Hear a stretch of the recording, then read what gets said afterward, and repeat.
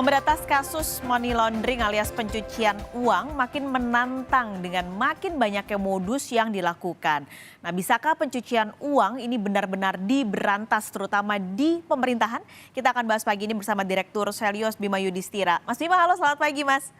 Selamat pagi, Bapak sekali. Ini kalau bicara pencucian uang mungkin memang terjadi tidak hanya di swasta tapi juga di pemerintahan. Yang kerap terjadi adalah karena adanya penggunaan uang tunai. Nah, kira-kira itu bisa ditekan nggak sih Mas kalau penggunaan uang kartal ini juga dikurangi?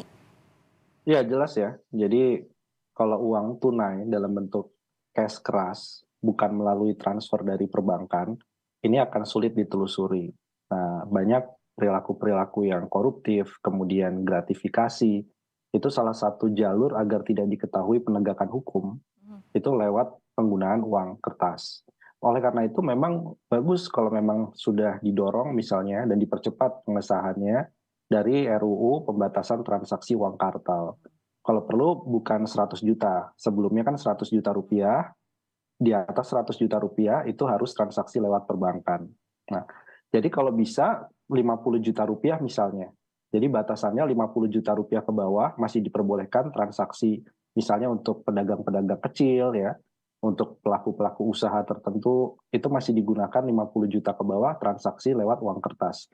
Tapi kalau 50 juta ke atas itu wajib menggunakan uang yang ditransfer lewat perbankan agar mudah dilakukan pelacakan. Itu menurut saya fair juga gitu ya. Dan sekarang juga mendukung karena ekosistem perbankannya sudah makin dikenal oleh masyarakat, mobile banking juga kenaikannya cukup tinggi. Jadi tidak ada alasan lagi. Nah, yang menunda-nunda itu kan lebih ke arah khawatir, nggak bisa digunakan untuk money politik, kemudian bagaimana korupsi menjadi lebih mudah dilacak misalnya. Jadi kalau sudah ada inisiatif dari pemerintah, tinggal DPR. Dan tinggal DPR-nya mau apa enggak. Tapi itu salah satu cara untuk menurunkan tindak pidana pencucian uang. Dan juga pelacakan tindak pidana asal. Uangnya dari mana nih ditransfer misalnya. Itu bisa lebih mudah dilakukan pelacakan. Karena sebenarnya RUU ini kan sudah dibahas dari berapa? 2019 bahkan ya Mas ya. Tapi kayaknya sampai Ya. sekarang nggak jelas gitu ujungnya. Jadi ini sebenarnya kira-kira RUU ini bisa gol atau enggak sih? Ya, saya pikir kalau presiden mau mendorong, kemarin presiden bagus ya mendorong RUU perampasan aset. Tapi perampasan aset itu kan kalau sudah terjadi tindak pidana korupsinya Mhm. atau tindak pidana gratifikasinya, baru dirampas asetnya oleh negara. Nah, pencegahannya ini atau upaya preventif ini dilengkapilah dengan transaksi uang kartal yang dibatasi tadi. Harusnya sebenarnya ini satu paket, nggak bisa terpisah. Kalau memang ingin serius mencegah tindak pidana pencucian uang, terutama di lingkungan ASN, kementerian lembaga. Tapi pertanyaannya lagi, bisakah pemerintahan, kita hanya nggak bicara soal pemerintah pusat Mas Bima, tapi juga di daerah-daerah benar-benar 100% cashless gitu?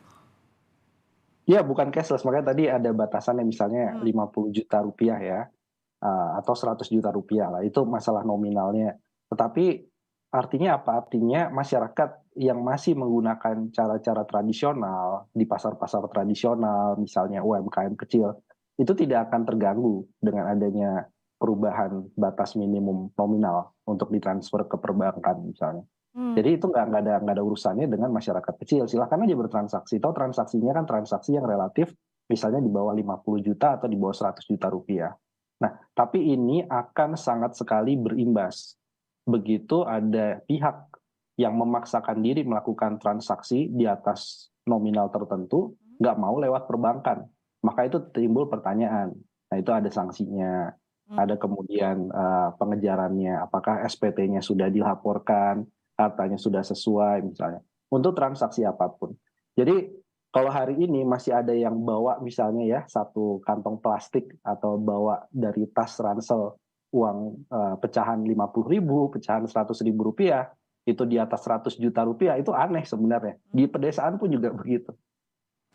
Oke, ini sebenarnya, nantinya apakah bisa mencegah karena sekarang kan modusnya udah makin macem-macem gitu Mas Bima, makin variatif. Ada yang bisa taruh di kripto, ada yang ditaruh ke perusahaan cangkang yang itu sulit sekali penelusurannya. Itu apakah nanti bisa membuat modus-modus tersebut semakin mudah untuk di-trace Mas? Ya, yang paling tradisional tadi pencucian uang menggunakan uang kartal atau uang tunai, cash keras. Tapi juga kita tidak menafikan ada yang namanya perusahaan SPV, Special Purpose Vehicle, Mhm. ataupun perusahaan cangkang. Cangkang ini baik di dalam negeri maupun di luar negeri sebenarnya. Nah, inilah pentingnya pemerintah kerjasama dong dengan OJK, dengan BI, bisa melakukan penelusuran. Ini perusahaan beneficial ownership-nya siapa? Siapa sih sebenarnya yang menerima ini?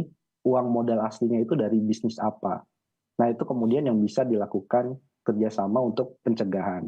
Jadi sebelum dananya masuk ke Indonesia ditransfer, itu sudah ada pencegahan dan verifikasi. Nah, itu yang memang jadi standar internasional sekarang. Apalagi Indonesia juga kan bergabung ke dalam FATF ya, Mmm. Forum Internasional untuk Anti Pencucian Uang secara global.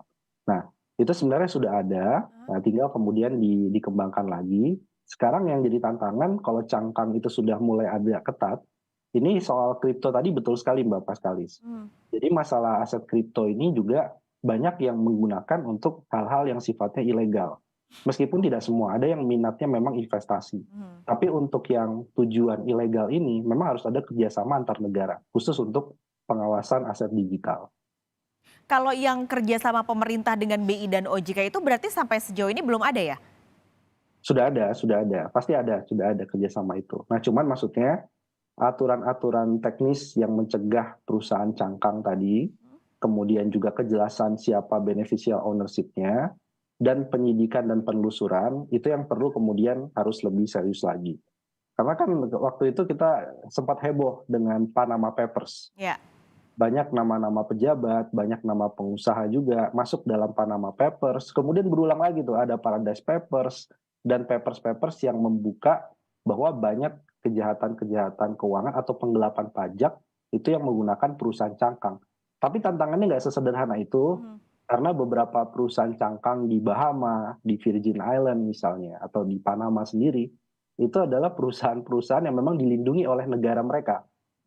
Ya dengan pajak yang 0% atau sangat rendah, kemudian kerahasiaan data pengguna atau pribadi, itu memang dilindungi oleh. Nah, itu perlu mungkin ada kerjasama juga gitu ya Indonesia di level internasional, sehingga perusahaan-perusahaan cangkang tadi tidaknya diperketat lah dan juga transparan apabila ditemukan kejanggalan aliran transaksi Mmm. gitu.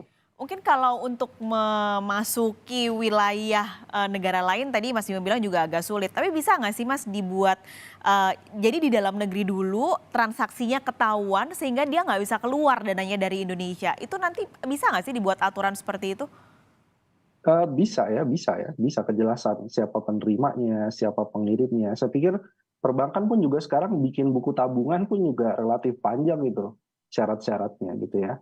Kalau kita perhatikan satu persatu, artinya memang ada perbaikan lah untuk kemudian di dalam negeri pencegahan.